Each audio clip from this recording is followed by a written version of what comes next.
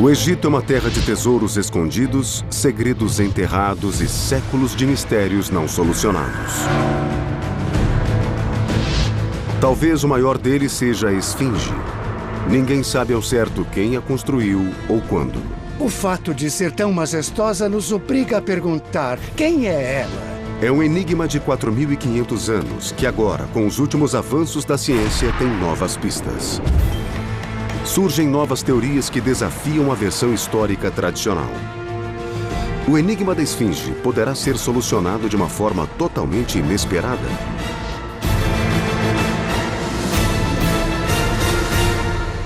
Egito revelado. A Esfinge. Um leão com o rosto de um faraó. A Esfinge se eleva sobre o Planalto de Giza. Ela reina neste local há mais de 4.500 anos. E representa um dos maiores e mais antigos enigmas da arqueologia.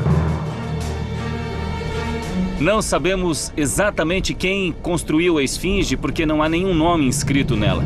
Durante muito tempo, a teoria mais aceita era de que havia sido esculpida por um faraó chamado Khephren por volta de 2540 a.C. Ele teria ordenado que a esculpissem em Giza a sua própria imagem, em um único bloco de rocha. Ao longo do tempo, a Esfinge foi coberta pela areia e desenterrada novamente. Presenciou exércitos invasores, foi objeto de estudo. Até Napoleão enviou uma expedição a Giza. Ela já foi vandalizada e parece até mesmo ter sido alvo de atiradores.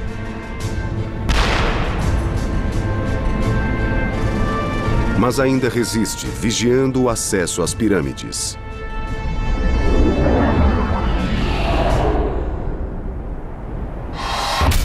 Mas que evidências sugerem a identidade do construtor da Esfinge? Por que acreditar que o faraó Khephren foi seu criador? A melhor pista para descobrir quem construiu a Esfinge está na sua localização. Ela fica bem ao lado do Vale dos Templos e da passarela para o complexo de pirâmides do rei Khephren. Sabemos que Khephren construiu para si uma pirâmide e um templo aqui. A passarela que liga as duas construções passa exatamente pela Esfinge. Além disso, o templo e a estátua estão alinhados. Portanto, temos que presumir que foi Khephren quem a construiu.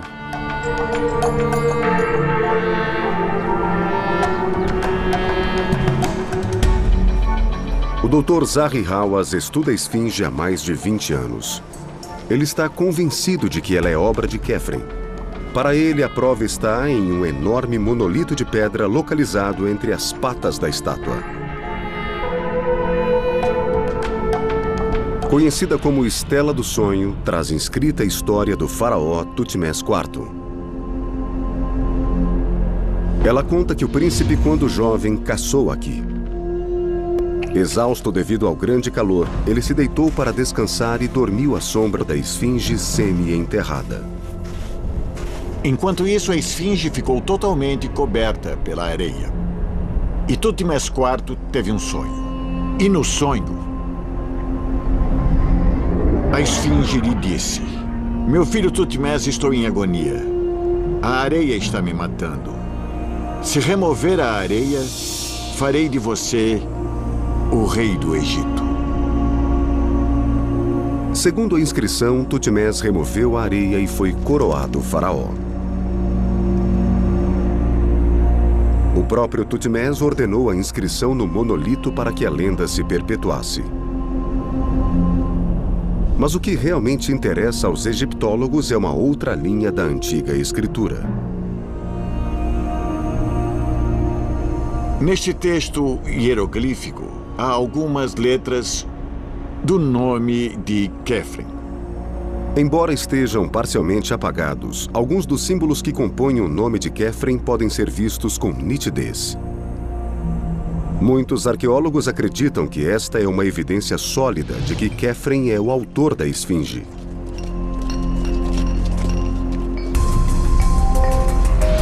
O Dr. Hawass acredita ter mais provas disso.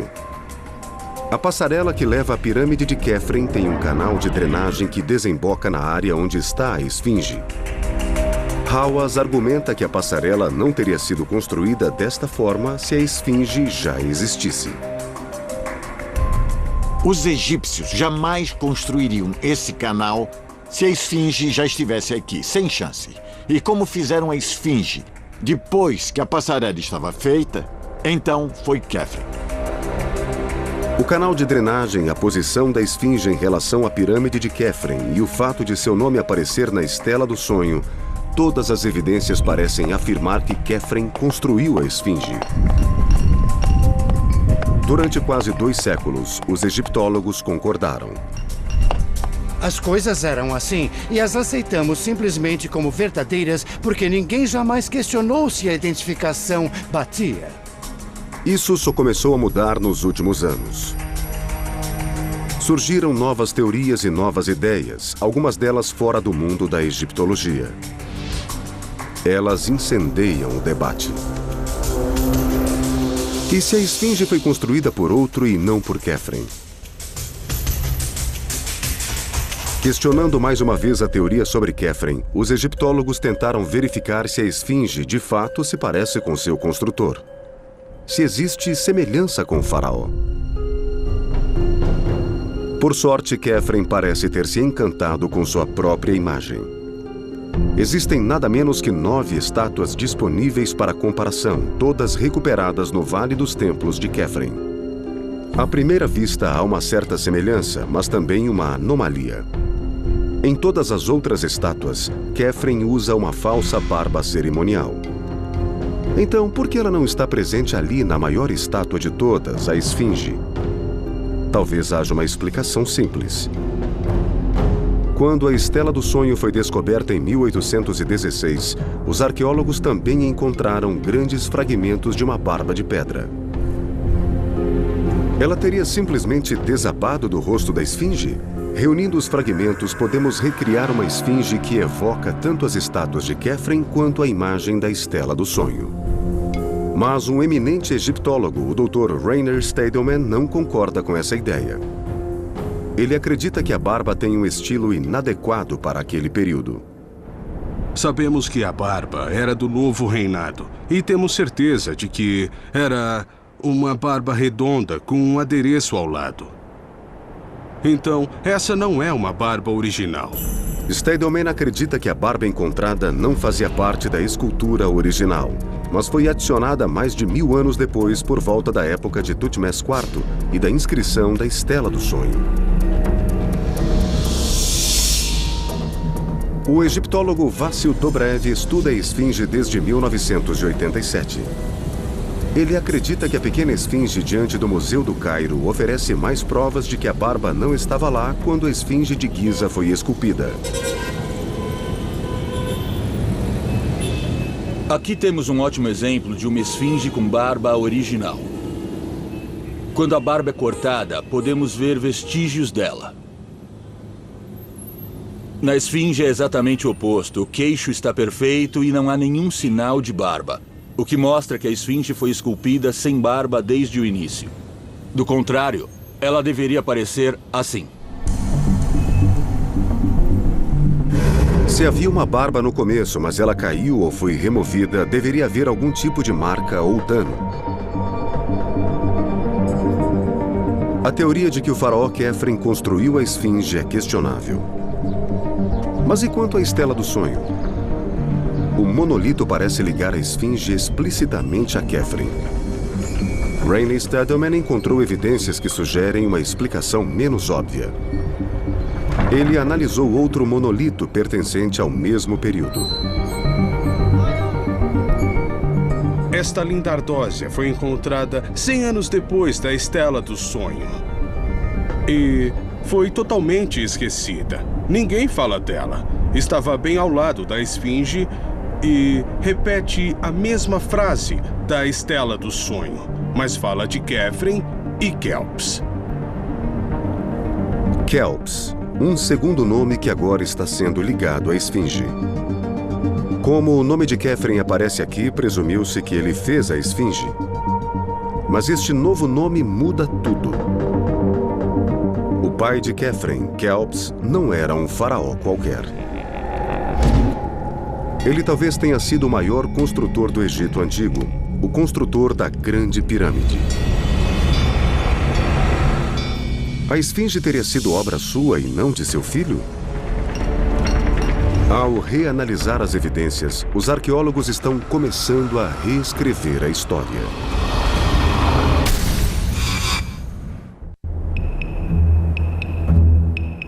A hipótese amplamente aceita de que a esfinge teria sido obra do faraó Khafre passou a ser questionada pelo egiptólogo Rainey Stadelman. Ele acredita que o pai de Khafre, Kelps, esculpiu a estátua e encontrou novas pistas analisando a forma como a esfinge está posicionada na paisagem. Hoje chegamos à esfinge a partir do Cairo. A pirâmide de Khafre parece estar bem diante da cidade. No entanto, quando as pirâmides foram construídas, o Cairo não existia. Os visitantes chegavam a ela a partir da antiga capital, Mênfis, que fica ao sul. Outra pirâmide parece surgir atrás da esfinge. Esta é a Grande Pirâmide de Kelps. Quando Kelps construiu sua pirâmide, eles vinham do sul e ainda tinham claramente uma visão da esfinge de perfil em relação à pirâmide de Kelps. A questão é, devemos olhar a esfinge pela frente ou pela lateral? Os egípcios antigos certamente tendiam a ver a vida de perfil. Quase todas as suas representações de pessoas, faraós e animais os mostram de perfil. É possível que esta abordagem tenha orientado a construção da esfinge. Se a esfinge olha para a direita, esta é a posição perfeita. E é por isso que a cauda do leão está à direita. As outras esfinges do Egito têm uma cauda direita, porque ela tinha que estar visível. E essa é a posição em que temos que olhar para a esfinge. Do sul, olhando da direita para a esquerda. E atrás dela está a Grande Pirâmide. Kelps construiu a Grande Pirâmide. Ele dedicou seu reinado e seu reino a ela, uma das maravilhas do mundo antigo. Ele também teria os meios e a força de trabalho para esculpir a esfinge? A pirâmide de Kelps foi a primeira no Planalto de Giza. Muitos o consideram o maior dos construtores de pirâmides. Kelps era um grande rei que chegou a Giza. Ele escolheu não só o local da pirâmide, mas tudo mais ao seu redor. Suas pedreiras eram enormes. Se ele arrancava as rochas desta área, por que deixaria um bloco de rocha intocado? Tudo aquilo foi tão maravilhosamente planejado que seria muito estranho se, dentro das pedreiras, eles mantivessem intacto um bloco enorme de pedra por 30 anos. Khafre teria esculpido a esfinge neste bloco. Rainey Stadelman também notou uma coisa interessante na passarela que leva à pirâmide de Khafre. A passarela não é uma linha reta. Ela acaba fazendo uma curva. Ela vira para o sul, o que nos faz perguntar por que eles fariam isso.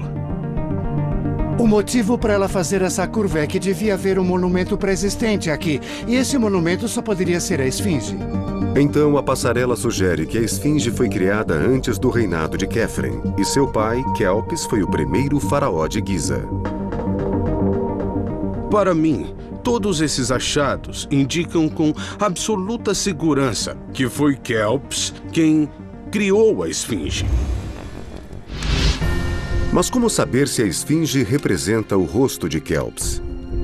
Embora existam muitas estátuas de Khafre, a única imagem que temos de Kelps é esta minúscula estatueta.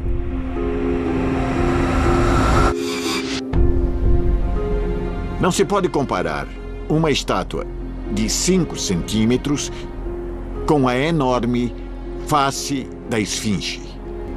Isso não é possível.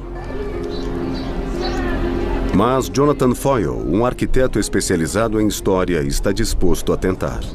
Ele veio ao Egito para tentar determinar qual dos dois faraós, Kelps ou Khafre, é mais parecido com a esfinge. Trabalhei com edifícios durante toda a minha vida e também com edifícios históricos. E, francamente, para uma representação de 5.000 anos do rosto humano, da época de Stonehenge, a esfinge é muito bem feita mesmo. O rosto é muito próximo das proporções humanas. Veja, eu gosto de desenhar usando uma régua, e então meço pelo braço e faço uma escala. Assim, formo uma rede de pontos na página, o que me garante que, ao desenhar, farei uma representação exata das proporções deste objeto tão interessante. Eu realmente quero saber se ela lembra das estátuas contemporâneas dos faraós Kelps e Khafre. Vamos ver o que descobrimos pelas proporções que temos aqui. Se a esfinge guarda mesmo uma semelhança com o faraó em que foi inspirada, seria um feito impressionante. A cabeça tem mais de 4 metros de largura por 9 de altura. Criar uma forma simétrica, sem falar de algum tipo de semelhança, exigiria uma enorme habilidade.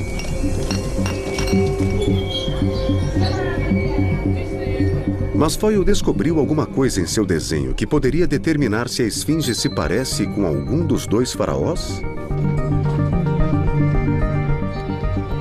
Tenho o suficiente do rosto da esfinge para obter as proporções básicas, porque o nariz já se foi, mas os olhos ainda estão lá. E pelas sombras ainda dá para perceber a largura da boca. E são medidas muito boas, porque dizem se um rosto é largo ou estreito. E podemos compará-las com outras esculturas. Estes são os retratos das estátuas de Khafre e Kelps, que desenhei antes. Quando se olha de perto para elas, a de Khafre é mais alta e esguia em suas proporções, com um nariz mais fino. Ele é a pessoa que, ao meu ver, foi o modelo da esfinge. Mas isso se deve ao padrão da escultura. O tocado é parecido porque ele é muito bem acabado. E Kelps é a opção menos provável quando se olha primeiro para a estatueta. O rosto é bem mais largo, mas proporcionalmente é quase igual à esfinge.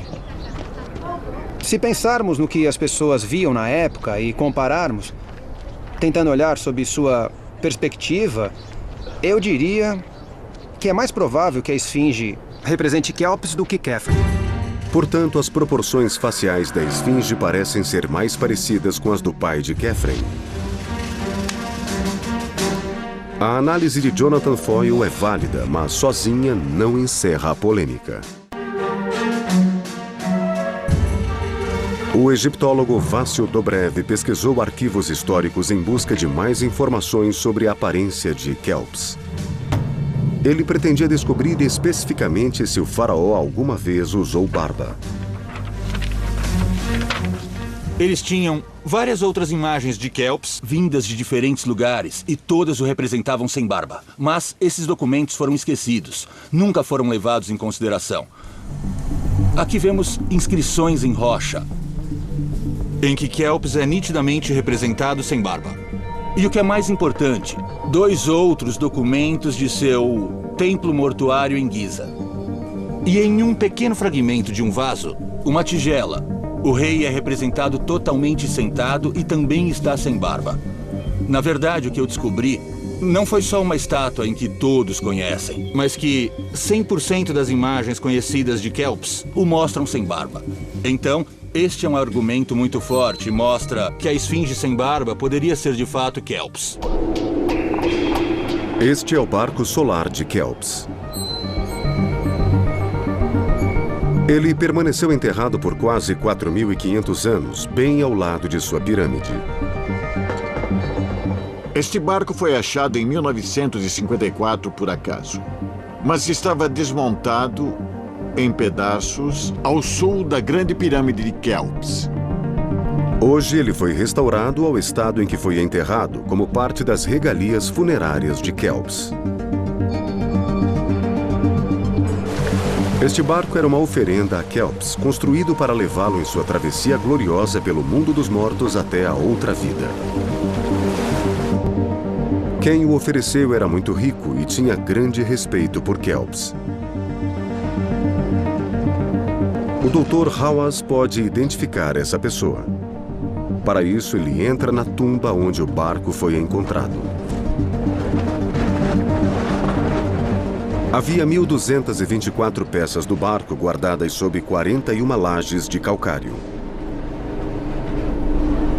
Só quando todos esses objetos foram removidos é que os arqueólogos descobriram o que estavam procurando. A coisa mais importante que encontraram aqui, nesta tumba, foram 10 cartuchos com o nome Gedefra. Há um no alto daqueles blocos e outro no cartucho no lado norte. A quantidade de cartuchos nesta tumba mostra que Gedefra foi quem supervisionou a colocação do barco na tumba do seu pai. Esta é a prova de que Gedefra estava intimamente ligado ao funeral de seu pai em Giza. A inserção do barco na tumba sob a parede de proteção externa nos mostra que Gedefra queria ajudar seu pai na vida após a morte. É evidente que Gedefra tinha uma grande força de trabalho à sua disposição, capaz de realizar aquela complexa construção. Apenas isso já sugere que ele talvez tivesse os meios de construir a esfinge. Agora também temos evidências de que durante seu reinado e sob seu comando, aqueles homens trabalhavam nas proximidades. E parece que a conexão vai ainda mais longe. Bom, para alguém tão famoso e importante na história egípcia, é incrível sabermos tão pouco sobre Quéops. A única evidência que temos são histórias sobre ele contadas por egípcios de eras posteriores. Uma dessas histórias, conhecida como Papiro Uestkar, sugere que Quéops tinha péssima reputação. Quéops estava entediado. Ele soube de um mágico que executava truques maravilhosos. O mágico diverte Quéops com alguns desmembramentos.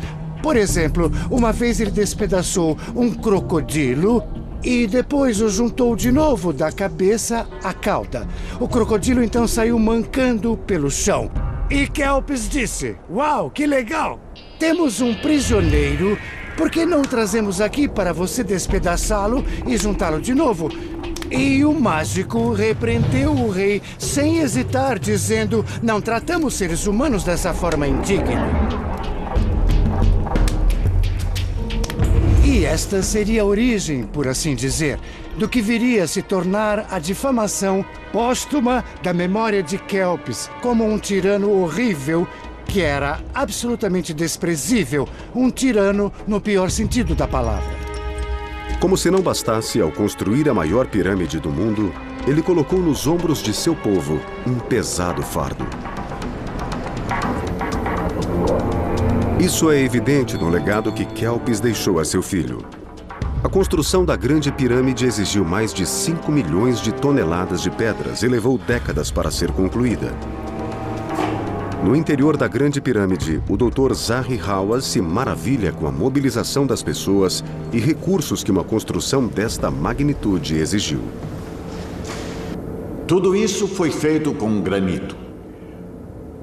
Os enormes blocos de cima, cada um pesa mais de 16 toneladas.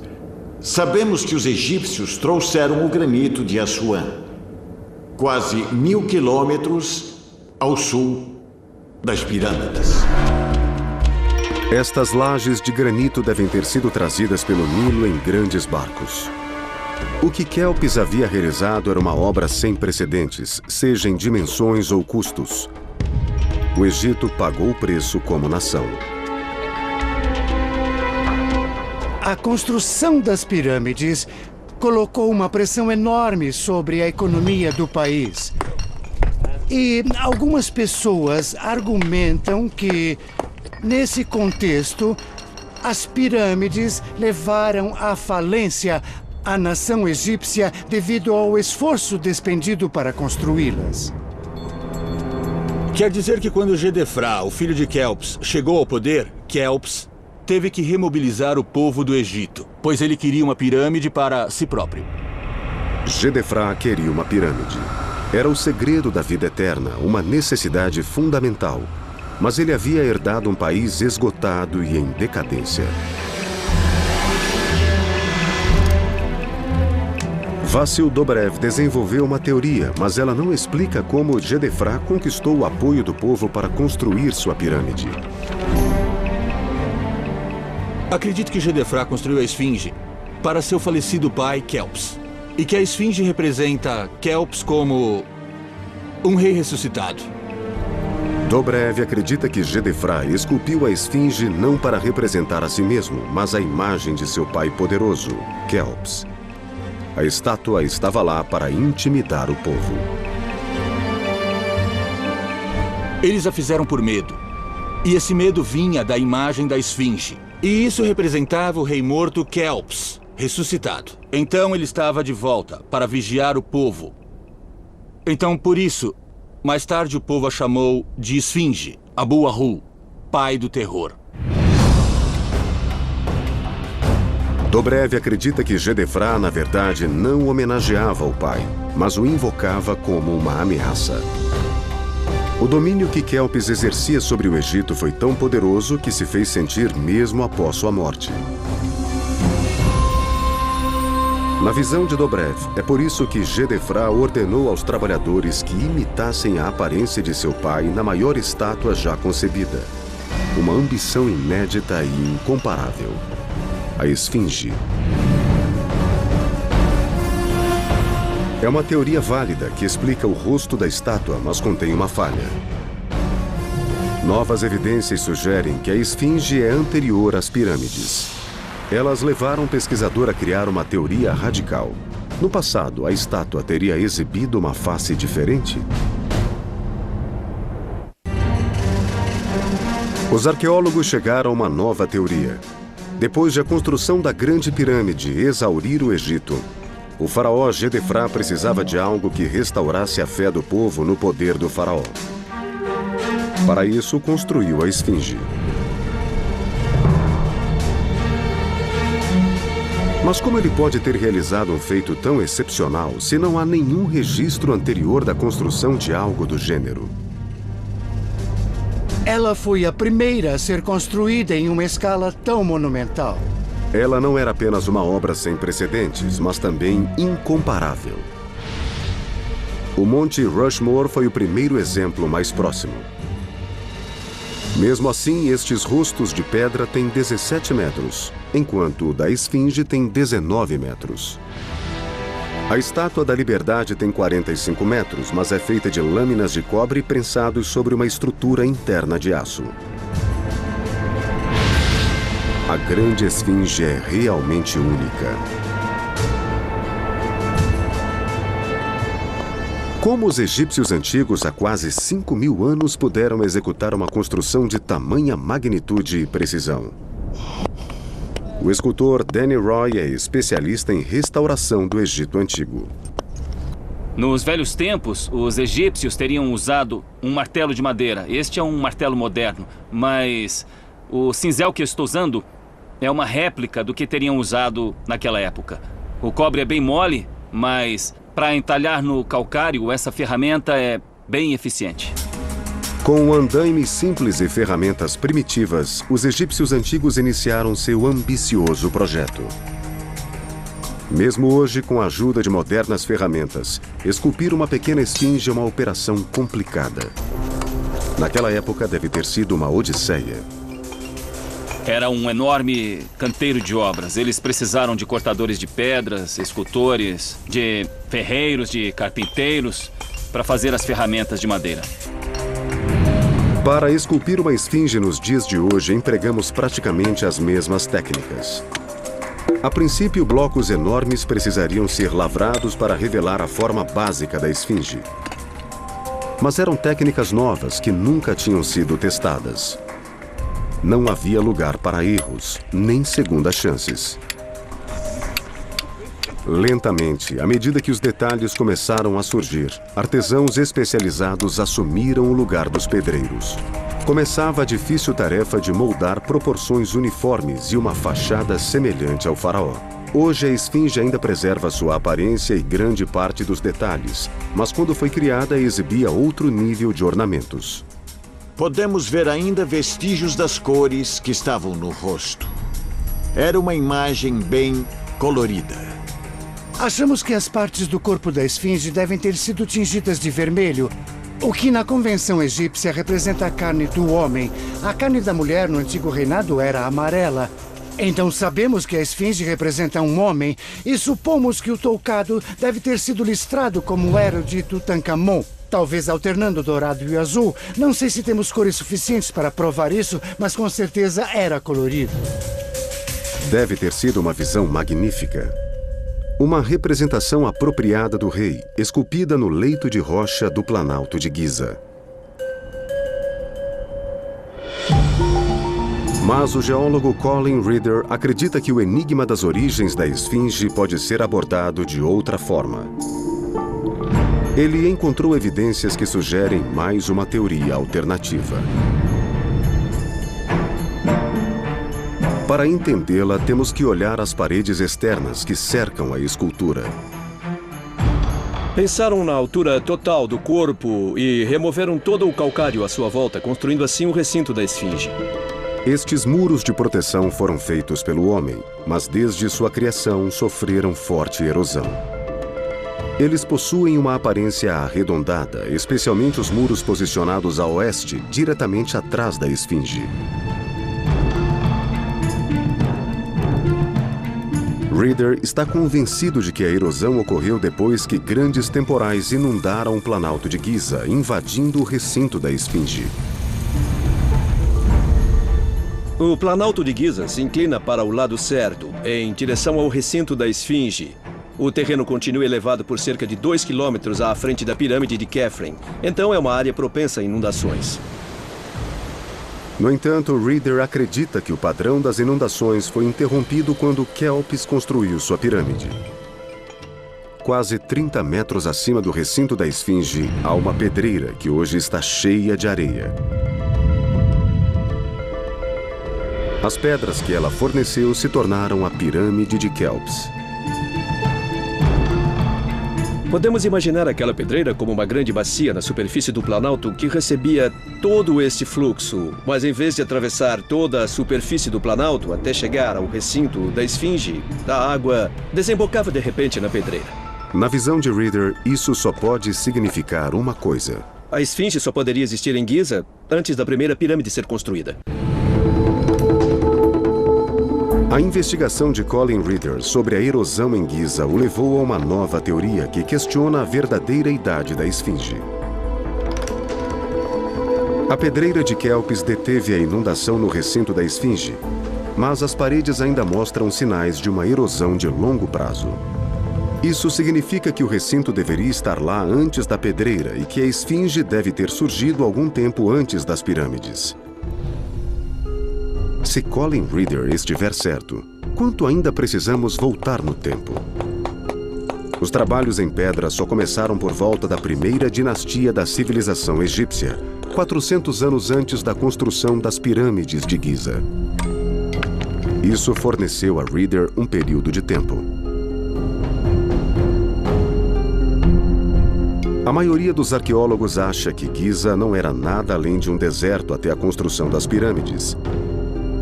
Mas a esfinge não poderia ter surgido no meio do nada. Então, Reeder passou a analisar a literatura e as centenas de túmulos menores que cercam as pirâmides.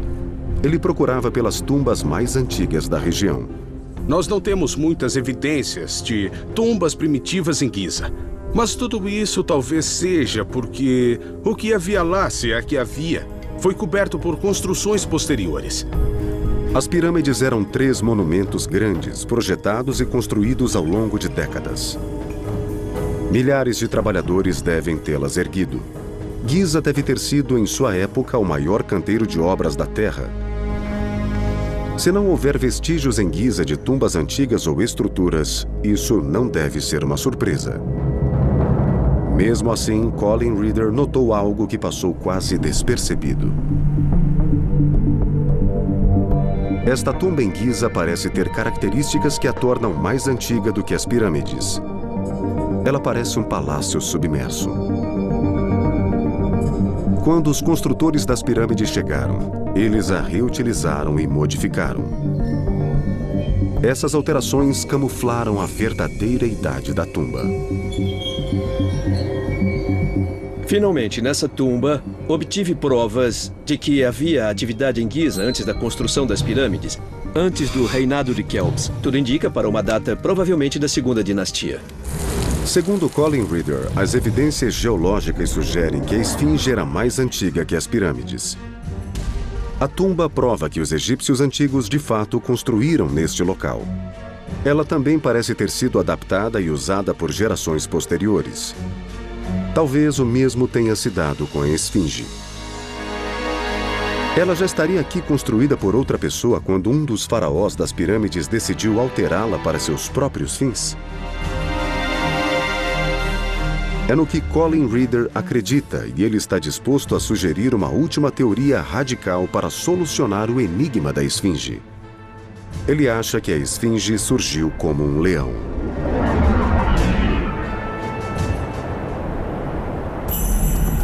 Investigações recentes da esfinge levaram à hipótese de que talvez ela fosse mais antiga do que se pensava.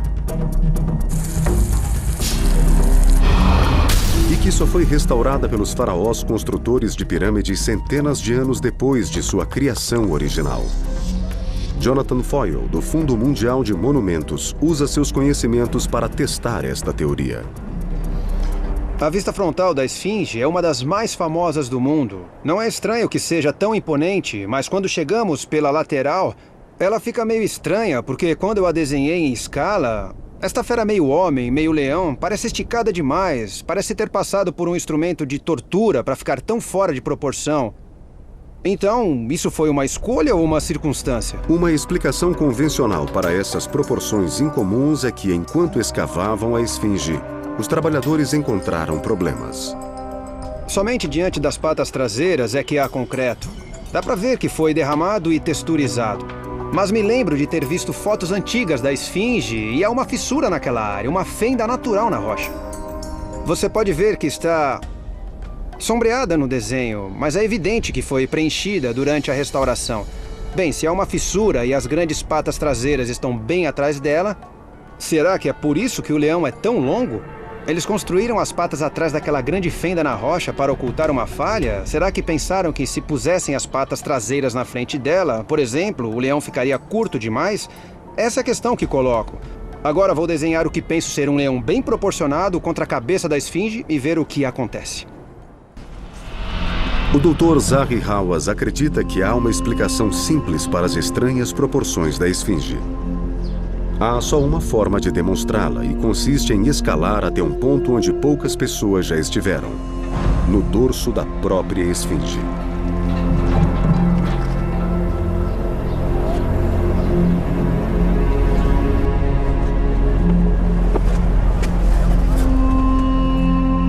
Deste novo ângulo, a primeira coisa que salta aos olhos é a verdadeira dimensão do que aqueles homens construíram há mais de 4.500 anos.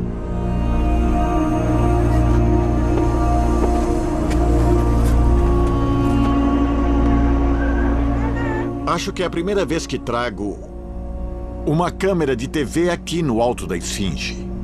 Porque quando se vê a cabeça de baixo, dá para sentir que a proporção da cabeça não se encaixa ao corpo da esfinge. Mas aqui deste lado, dá para ver como é enorme e se encaixa perfeitamente ao corpo da esfinge. Se os egípcios antigos fizessem a cabeça maior, ela não combinaria com o corpo da esfinge. Portanto, o Dr. Hawass acredita que é uma simples questão de percepção. A cabeça e o corpo são proporcionais.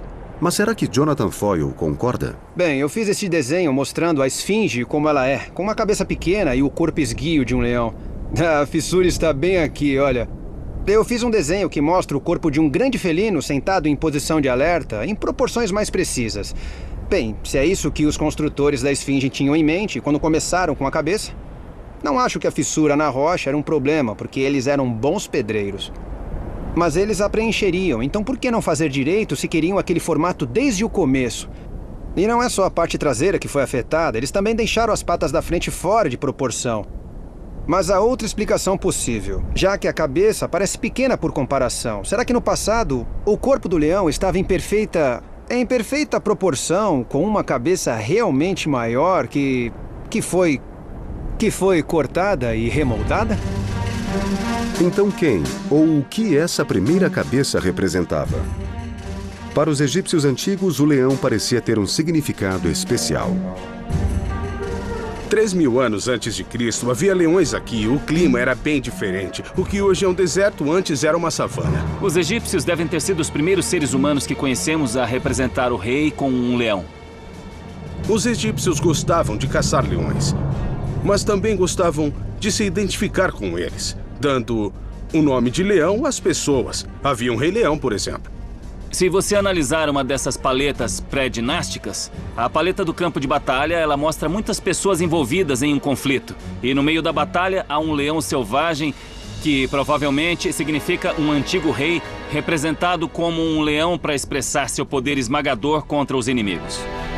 Colin Reeder acredita que todas essas evidências reunidas apontam para uma conclusão radical. A dinastia antiga via o leão em vez da esfinge de cabeça humana. É um importante conceito teológico. E talvez o que tínhamos em Giza não era uma esfinge afinal, mas sim um leão. Não era a cabeça de um faraó, mas a de um leão. O que pode explicar as estranhas proporções da estátua. Acima de tudo, significa que a nova datação de Colin Reeder pode ser explicada de uma forma que não contradiz as evidências reveladas por gerações de egiptólogos. Reeder acredita que Kelps talvez tenha escolhido Giza como local de sua pirâmide exatamente porque a estátua do leão já estava lá. E talvez o filho de Kelps, Gedefra, tenha sido responsável por reesculpir a cabeça do leão à imagem de seu temido pai. O resultado é o rosto que vemos hoje.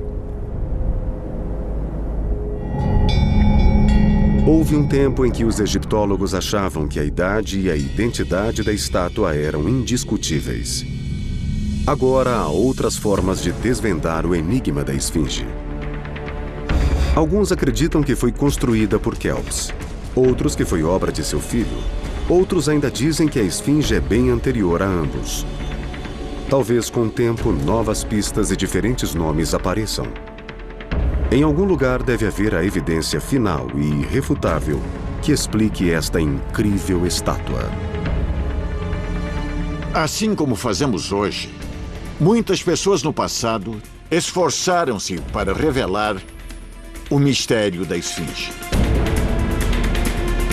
Mas eu sempre digo às pessoas que o mistério da esfinge nunca terminará. Ele vai durar para sempre. Versão brasileira Vox Mundi.